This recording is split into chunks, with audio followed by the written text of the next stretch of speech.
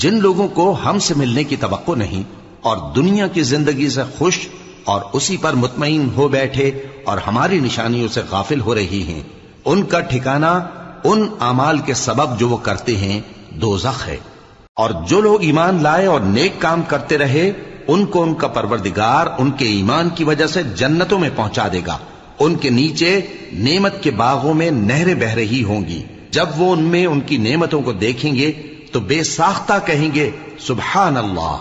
اور آپس میں ان کی دعا سلام علیکم ہوگی، اور ان کا آخری قول یہ ہوگا کہ اللہ رب العالمین کی حمد اور اس کا شکر ہے۔ اور اگر اللہ لوگوں کی برائی میں جلدی کرتا جس طرح وہ طلب خیر میں جلدی کرتے ہیں تو ان کی عمر کی میعاد پوری ہو چکی ہوتی۔ سو جن لوگوں کو ہم سے ملنے کی توقع نہیں انہیں ہم چھوڑے رکھتے ہیں کہ اپنی سرکشی میں بہکتے رہیں، اور جب انسان کو تکلیف پہنچتی